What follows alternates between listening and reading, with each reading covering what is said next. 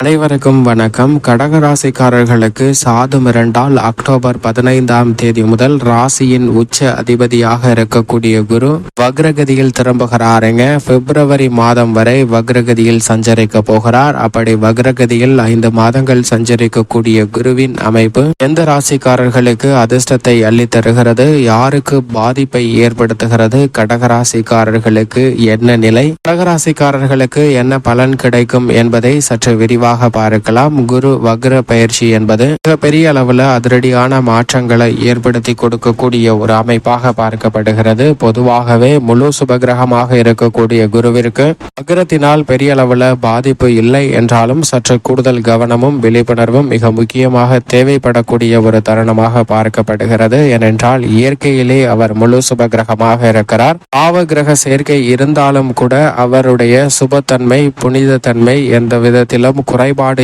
ஏற்படாத வகையில் மிக வலுவாக சஞ்சரிக்கக்கூடியவராக இருக்கிறாருங்க. எனவேதான் நவ கிரகங்களின் முதன்மையானவர் என்று பார்க்கப்படுகிறார். வானியலில் அரசன் என்று அழைக்கப்படுகிறாருங்க. அப்படிப்பட்ட குருவினுடைய நிகழ்வு மிக உன்னிப்பாகவும் கவனமாகவும் பார்க்கப்பட வேண்டிய ஒன்றாக உள்ளது. அதிலும் கடகராசிக்காரர்களுக்கு ராஜ யோகாதிபதியாக திகழக்கூடியவராக இருக்கிறார். அப்படிப்பட்டவர் சாது மிரண்டால் காடு கொள்ளாது என்று சொல்லக்கூடிய வகையில் வக்ரகதியில் திரும்புவது நிச்சயம் கடகராசிக்காரர்களுக்கு சற்று சாதகமற்ற அமைப்புதான். ஏனென்றால் தற்போது மிக வலுவாக லாபஸ்தானமாகிய 11இல் வீற்றிருக்கிறாருங்க. லாபத்தில் வக்ரம் பெறுவது வரவேற்கத்தக்க ஒரு அமைப்பாக பார்க்க முடியாது. பொதுவாகவே குருவினுடைய வக்ரம் என்பது கடகராசிக்காரர்களுக்கு நிச்சயம் சாதகமற்ற அமைப்புதான். ஏனென்றால் அவர் ராசிக்கு மிகவும் சகாயமானவராக இருக்கிறார். ராசியின் அதிபதியான சந்திரனுக்கு நட்பு கிரகமாக இருக்கிறாருங்க. எனவே இப்படிப்பட்டவர் வக்ரம் பெறக்கூடிய இந்த வேளையில் சற்று கூடுதல் விழிப்புணர்வு நிச்சயமாக தேவை.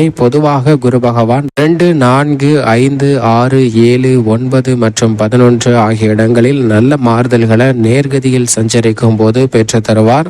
அதே சமயம் வக்ரகதியில் திரும்பும் போது ஜென்மராசி, விரயம், அஷ்டமம் போன்ற இடங்களில் நல்ல மாறுதலை பெற்று கூட பாருங்க. அப்படி பார்க்கும் போது எந்த ராசிக்காரர்களுக்கு அதிக அதிர்ஷ்டம் உண்டாகிறது என்று கேட்டால் நிச்சயமாக ரிஷபம், மிதுனம், சிம்மம், துலாம் ஆகிய ராசிக்காரர்களுக்கு எதிர்பாராத பல அதிரடியான நன்மைகள் நிறைந்து கிடைப்பதற்கான சூழல் உண்டு. சற்று சாதகமற்ற அமைப்பாக கன்னி, மேசம், கடகம் போன்ற ராசிக்காரர்களுக்கு பார்க்கப்படுகிறது. கூடுதல் கவனமும் விழிப்புணர்வும் மிக முக்கியமாக கடகராசிக்காரர்களுக்கு தேவை. இந்த வேளையில் சனியும் வக்ரத்தில் இருப்பதால் நல்ல மாறுதல் நிச்சயமாக உண்டு. ஆனால் நவம்பர் மாதத்திற்கு பிறகு சனி வக்ர நிவர்த்தி பெற்று வலுவாக அஷ்டமஸ்தானத்தில் அமர்ந்திருப்பார். அப்போது ராசிக்கு மிகவும் அதிக நன்மைகளை அள்ளி கொடுக்கக்கூடிய குருவின் வக்ரம் என்பது மிக பெரிய அளவில் நல்ல பலனை பெற்று தராது என்பதுதான் யதார்த்தமான உண்மை. எனவே குருவின் வக்ர பயிற்சி காலகட்டத்தில் கடகராசிக்காரர்கள் அதிக கவனத்துடனும் விழிப்புணர்வுடனும் செயல்பட வேண்டும். இருந்தாலும் கூட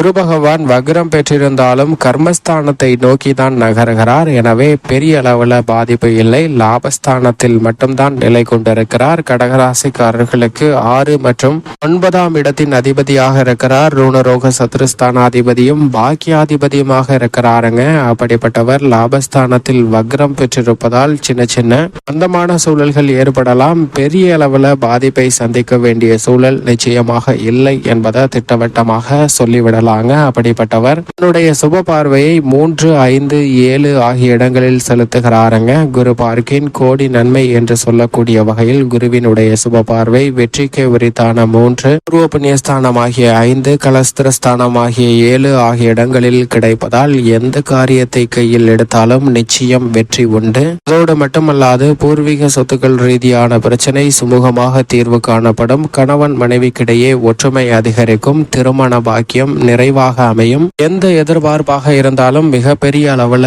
நிறைந்து கிடைப்பதற்கான யோகம் கடகராசிக்காரர்களுக்கு நிச்சயமாக உண்டு. அதைவிட மிகப்பெரிய வாய்ப்பாக சேஞ்ச் ஓவர் என்று சொல்லக்கூடிய வகையில் மிகப்பெரிய மாறுதலை இந்த தருணத்தில் வலுவாக சந்திக்கலாங்க கடகராசிக்காரர்கள். அதோடு மட்டுமல்லாது குருவினுடைய வக்ரம் எப்படி அமைய போகிறது என்று யாரிடமும் கேட்க வேண்டாம். ஏனென்றால் சில சாதகமற்ற விஷயங்களை சொல்வதற்கான சூழல் உருவாகலாம். எனவே பெரிய அளவில் பாதிப்பு இல்லாத இந்த தருணத்தை எண்ணி வருத்தப்பட வேண்டிய அவசியம் நிச்சயமாக இல்லை. புதிய சொத்துக்கள் வாங்கக்கூடிய வகையில் நல்ல வாய்ப்புகளை நிச்சயமாக கூட பாருங்க. உடல் நலத்துல அதிக கவனம் செலுத்த வேண்டிய ஒரு தருணமாக பார்க்கப்படுகிறது.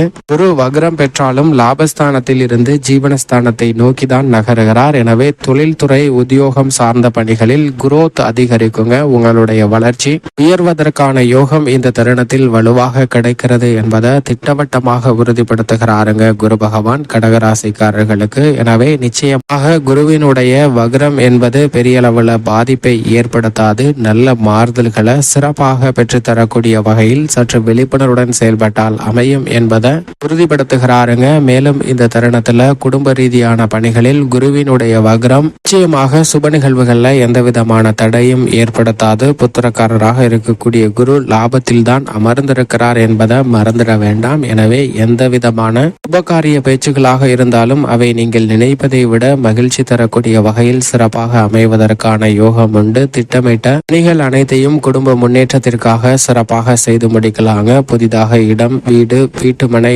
வாகனம் வாங்கக்கூடிய முயற்சிகளும் மிக பெரிய அளவுல வெற்றிகரமாக அமைவதற்கான சூழல் நிச்சயமாக உண்டு. குடும்பத்தில் அவ்வப்போது சின்ன சின்ன மன வருத்தமும் வாக்குவாதமும் ஏற்படலாம். ஆனால் பெரிய அளவுல உறவுகள்ல விரிசல் நிச்சயமாக ஏற்படாது.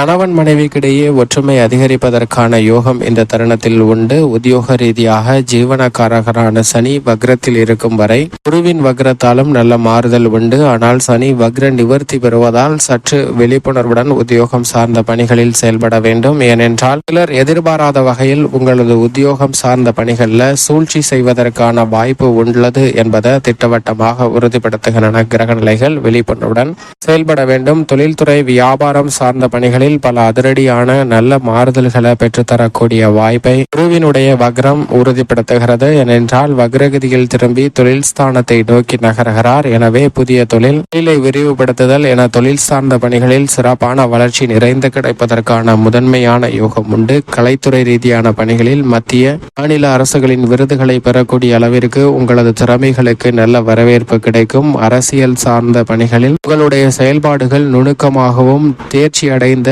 முதிர்ச்சி அடைந்த ஒரு செயல்பாடுகளாகவும் அமைவதால் அதிரடியான வளர்ச்சி உண்டு. மாணவர்களின் கல்வியில் நல்ல முன்னேற்றம் கிடைக்கும். விவசாயம் சார்ந்த பணிகளில் பெரிய அளவில் சிரமம் எதுவும் இல்லை. ராசிக்கு சகாயமானவராக இருக்கக்கூடிய செவ்வாயும் சாதகமாக வளரும் வருகிறார். எனவே விவசாயம் சார்ந்த பணிகளில் விளைச்சலும் வருமானமும் அதிகரிக்கும். பெண்மணிகளின் நலனுக்கு பொறுப்பேற்ற குரு வக்ரம் பெற்றிருப்பதால் நிச்சயமாக கூடுதல் விழிப்புணர்வுடன் பெண்மணிகள் செயல்பட வேண்டும். உணர்ச்சி வசப்படுதலுக்கு இடம் கொடுத்து விடக்கூடாது. அவசரப்பட்டு எந்த வார்த்தையும் விட்டுவிட வேண்டாம். அதனால் சில சிக்கல்கள் ஏற்படுவதற்கான சூழல் உண்டு. மற்றபடி கடகராசிக்கார பெண்மணிகளுக்கு எந்த விதமான சிரமமும் இல்லை. மேலும் இந்த தருணத்தை மிக சிறந்த மகிழ்ச்சிகரமான தருணமாக மாற்றிக்கொள்வதற்கு நிச்சயமாக கடகராசிக்காரர்கள் சாது மிரண்டால் என்று சொல்லக்கூடிய வகையில் குரு வக்ரம் பெறுவதால் இந்த வேளையில் நிச்சயமாக வாரத்தில் வியாழக்கிழமை விரதமிருந்து அருகாமையில் உள்ள குரு பகவான் ஆலயம் சென்று தீபம் ஏற்றி வழிபாடு செய்யுங்கள். தங்களுடைய வாழ்வில் சந்திக்கக்கூடிய தடைகள், தாமதங்கள் அனைத்துமே